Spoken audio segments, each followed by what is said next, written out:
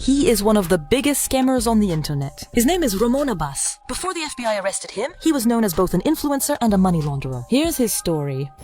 The FBI describes him as one of the world's most prolific money launderers. Ramon Abbas, better known by his Instagram pseudonym Hush Puppy, had over 2.8 million followers before ending up in prison. He grew up in Nigeria in a poor family. His mother sold bread and his father was a taxi driver. His sister died of typhoid, a very serious infectious disease, because they couldn't afford to treat her. He was the first in his family to escape poverty, a fact he brought up at his trial in an attempt to have his sentence reduced, but it was not enough to convince the judges. In 2014, Abbas moved to Kuala Lumpur, Malaysia, a place known for hosting a large number of internet scammers. Then, in 2017, he left for Dubai at the same time as his Instagram account blew up. On social media, Ramon Abbas did not hesitate to flaunt his luxurious lifestyle. He lived the high life in the United Arab Emirates in a hotel costing $1,000 a night, traveled by private jet, drove Rolls Royces, and collected French haute couture clothing. But the question is, where does all this money come from? And it is precisely this display of wealth on social media that caught the attention of the US authorities.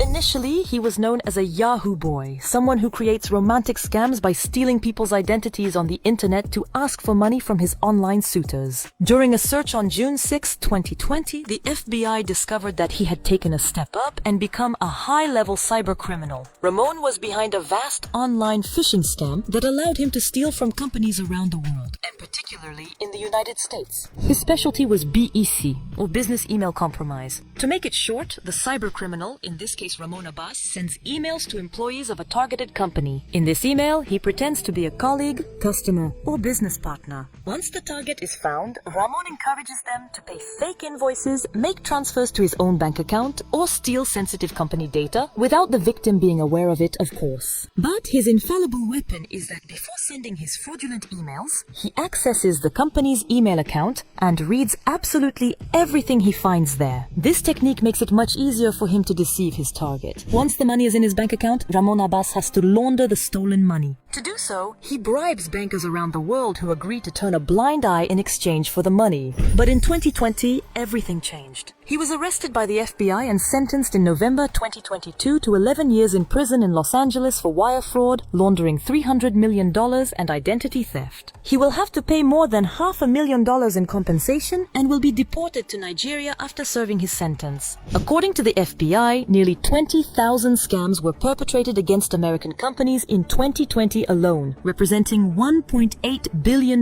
in losses. In total, cumulative losses are estimated at more than $24 million, according to the US Department of Justice. Worse still, the Nigerian allegedly defrauded a person in Qatar who was seeking a $15 million loan to build a school. During his trial, two imams described the defendant as a kind-hearted man who helped people in need and regularly donated to the Imisi Oluwa Mosque in Lagos. But the judges were not interested in hearing this and, above all, wanted to make an example of him. Ramon Abbas ended up pleading guilty and his Instagram account was deleted.